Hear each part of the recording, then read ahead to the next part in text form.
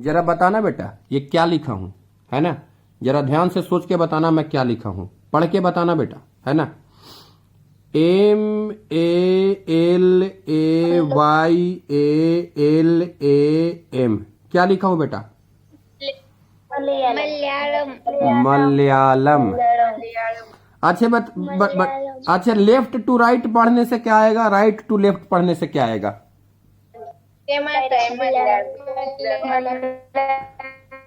वही आता है। अगर अगर आप इधर से पढ़ोगे तो भी मलयालम, और अगर बेटा इधर से पढ़े तो भी मलयालम, है ना। इधर से भी स्पेलिंग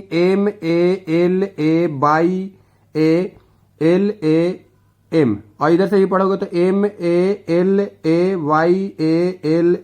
सेम चीज आ गया, है ना बेटा। मलयालम, बोलो मलयालम कहाँ है, मलयालम क्या है? ये मलयालम एक जगह है बेटा, जगह, है ना। हाँ नहीं सॉरी, हाँ लैंग्वेज है, लैंग्वेज है, हाँ सही सही बोला। मतलब एक जगह कहा, मलयालम उसको बोलते ही है, मलयालम वाला जगह बोलते हैं उसको, केरला साइड में बोला जाता है। हाँ लैंग्वेज है, तो लैंग्वेज है जो जगह नहीं, तो हाँ तो ठीक है बेटा। तो वो मलयालम जो है वो मलयालम के, मलयालम बहुत लोग बोलते हैं, है ना। अब देखते हो कैसे गाना गाते हैं, अरे गाना गाते हैं, गाना वो लोग कैसे गाता है ना, मलाला करके कैसे कैसे गाता है। मलयालम का सुनो एक आध सॉन्ग, यूट्यूब में सर्च मारो मलयालम, और तुरंत जरा एक तो सॉन्ग सुन लो, अच्छा लगेगा। सांस्कृतिक सभ्यता को दिखाते हैं वो लोग बेटा, है ना। सांस्कृतिक सभ्यता होता है। बोलोगे सर आप मलयालम क्यों बोले, आपको इधर बायोटेक्नोलॉजी पढ़ाने से मतलब है कि मलयालम से मतलब है? कहा इसलिए बोला बेटा कि मेरे को पढ़ाना तो बायोटेक्नोलॉजी है, लेकिन मैं कुछ समझाना चाहता हूं। कहोगे क्या समझाना चाहते हो सर, है ना।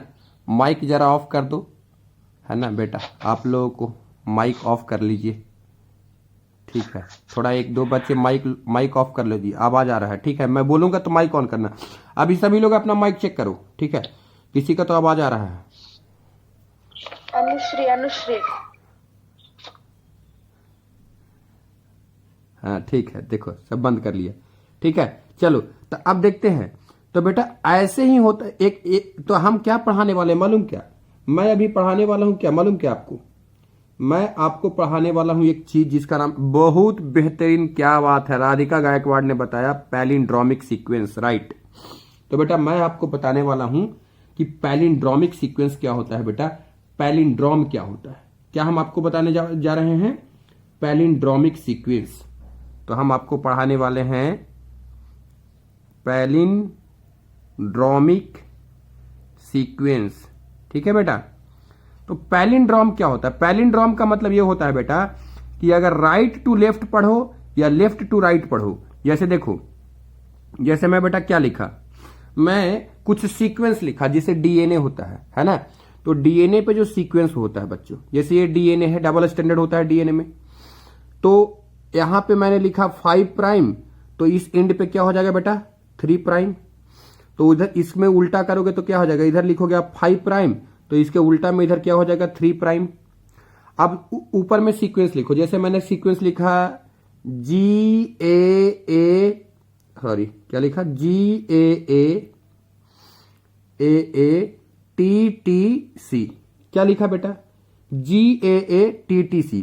तो सी के कॉम्प्लीमेंट, अब इधर कॉम्प्लीमेंट्री लिखो बेटा, सी के कॉम्प्लीमेंट्री, किसी के सामने कौन आता है जी, इसके सामने ए, इसके सामने ए के सामने टी, अनिल के सामने तब्बू, और गोविंदा के सामने करिश्मा, आप जानते हो, लगा दो।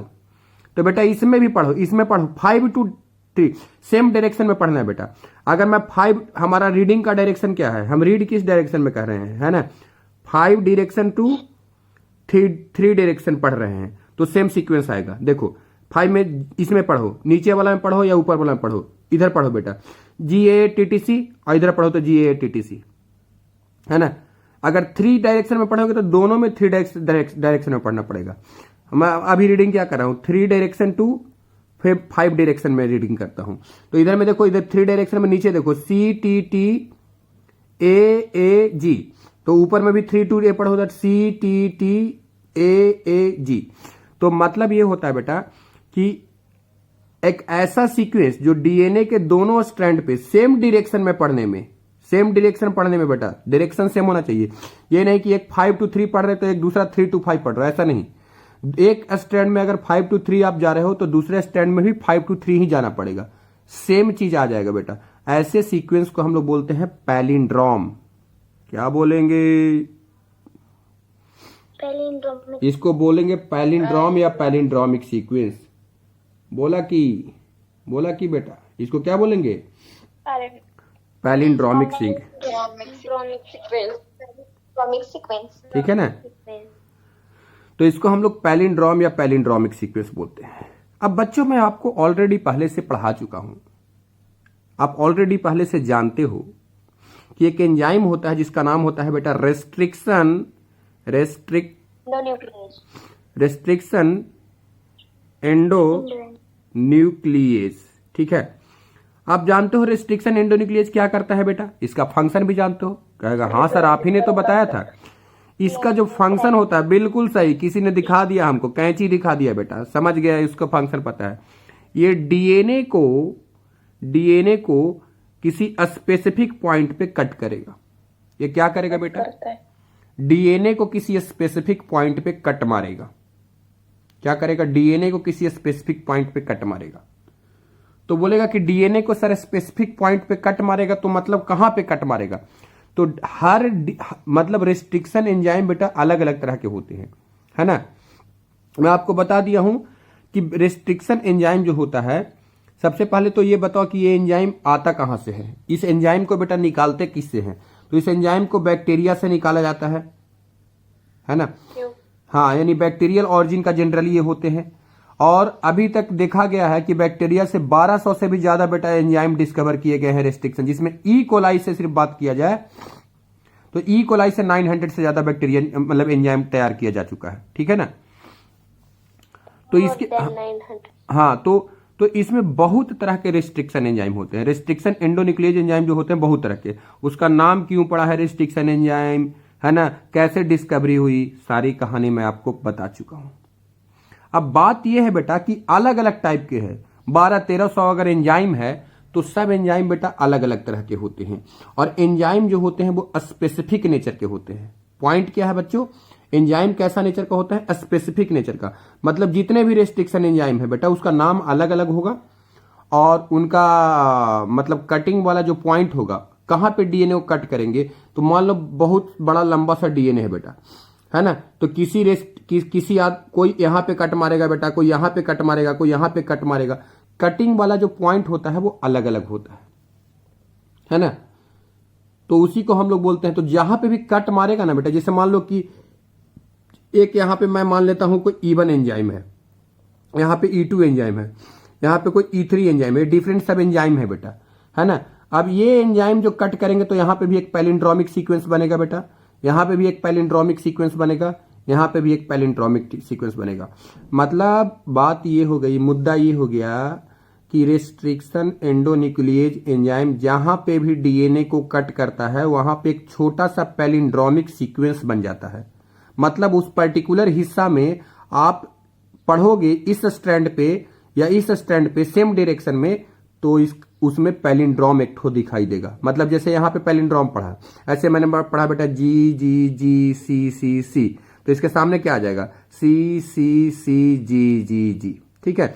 तो अगर इधर से पढ़ो सेम सीक्वेंस आएगा बेटा, है कि नहीं। तो पैलिंड्रोमिक सीक्वेंस बनेगा और इसी सीक्वेंस में ये कट लगाएगा। अब कैसे कट लगाएगा वो अलग बात है, वो एक अलग मुद्दा है बेटा, वो अलग हम पढ़ाते हैं।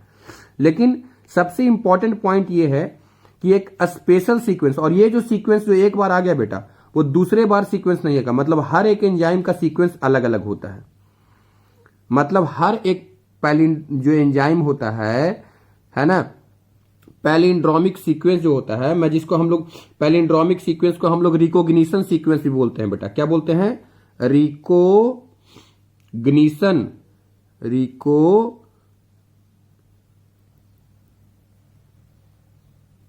रिकॉग्निशन क्या लिखा बेटा? Recognition sequence. ये जो रिकॉग्निशन सीक्वेंस है इसी को हम पैलिंड्रोम बोलते हैं। तो यहां पे क्या होता है, क्लीवेज होता है। क्लीवेज मतलब,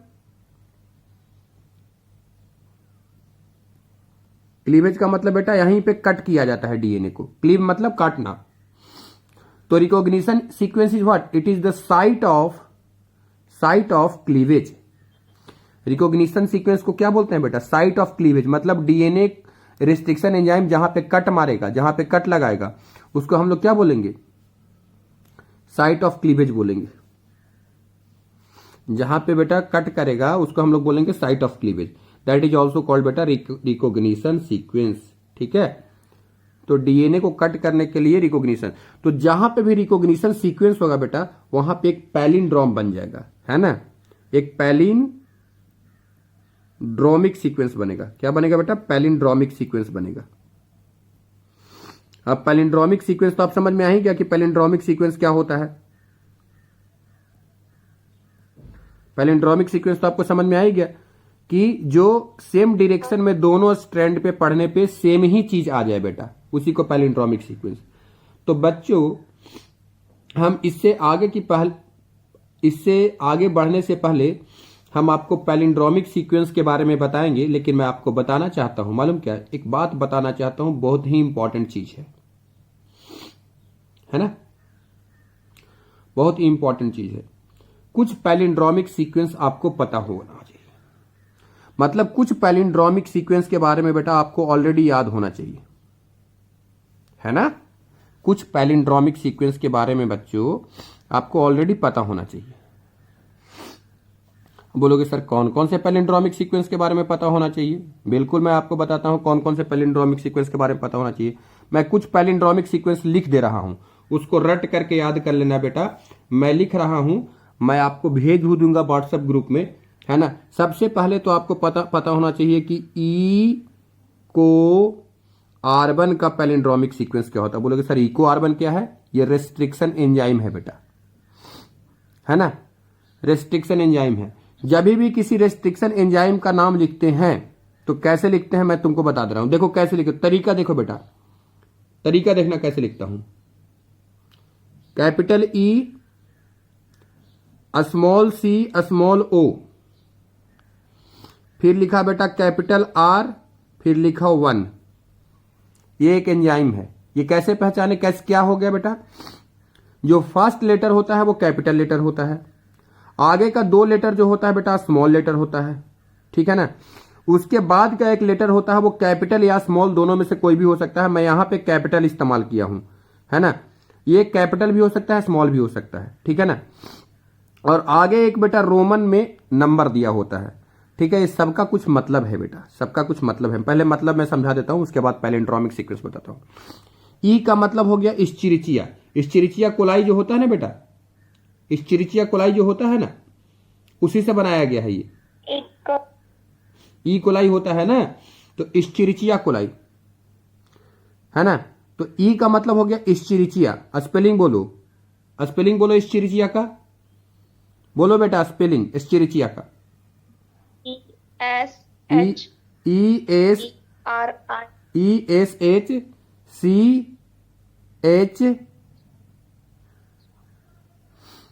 ESHCHERIA, इस्चिरिचिया। और सीओ का मतलब हो गया बेटा कोली, COLI, स्मॉल लेटर से लिखेंगे, कैपिटल लेटर से नहीं लिखेंगे। आर मतलब हो गया बेटा स्ट्रेन। आर जो है वो एक स्ट्रेन होता है, किसी का आर स्ट्रेन होता है, किसी का डी स्ट्रेन होता है, जैसे कि वैरायटी होता है ना बेटा, तो उसी तरीके से ये हो गया। आर क्या बताता है, स्ट्रेन को बताएगा, है ना। और आई का मतलब क्या होता है, नंबरिंग। ये क्या हो गया, नंबर, यानी कि डिस्कवरी का जो, हाँ, कि मतलब ये फर्स्ट इस्चिरिचिया कोलाई में सबसे पहला एंजाइम है जो ये डिस्कवर्ड हुआ गया बेटा, है ना। ये नंबर को बताता है, ठीक है ना, कि कितने नंबर का एंजाइम है, ठीक है, पहली बात। ठीक, अब बताओ, एक एंजाइम होता है बेटा जिसका नाम होता है HIND2। एक एंजाइम होता है जिसका नाम होता है HIND2। क्या मतलब हो गया, एच का मतलब देखो मैं क्या कहता हूं, इसमें अब हिंड लिख दिया तो कंफर्म लोग हिंड नहीं पढ़ते बेटा, इसको HIND2 बोलते हैं। क्या बोलते हैं, HIND2। बोला कैसे सर, अभी देखो तुमको क्लियरिफाई हो जाएगा। मैं कलर चेंज कर देता हूं, हीमोफीलिया नहीं बोलेंगे रे, हेमियोफिलस बोलते हैं। हीमोफीलिया कोई बैक्टीरिया होता है क्या? फिर उसके बाद फिर IN लिख दिया बेटा, और इसको स्मॉल, इसको D कर देता हूं। अब तुमको पता चल जाएगा। अब बोलोगे सर ऐसा क्यों किया? देखो ये बेटा अलग चीज है, IN 2 वर्ड फील अलग चीज है, और D अलग चीज है। अब दोनों एक ही साथ, सब एक ही साथ लिखा गया है। ये स्मॉल देखो, यहां पे R कैपिटल R लिखा था बेटा, वहां पे अभी स्मॉल D लिखा हूं। मतलब कैपिटल, इसका जो स्ट्रेन होता है वो RD स्ट्रेन होता है, तो R ऑलरेडी पहले नेमिंग सिस्टम में यूज हो चुका है, तो अब इसको हम लोग D इस्तेमाल करेंगे, है ना। ये नॉमेनक्लेचर ऑफ एंजाइम होता है बेटा, ये सब पढ़ना नहीं है, लेकिन आपको जान लीजिए आप, है ना, ठीक है कि नहीं। तो इसमें H का मतलब हो गया हेमियोफिलस, IN का मतलब हो गया इन्फ्लुएंजाई। हेमियोफिलस इन्फ्लुएंजाई बैक्टीरिया होता है ना, इन्फ्लुएंजा कॉज करने वाला, है ना। और D का मतलब क्या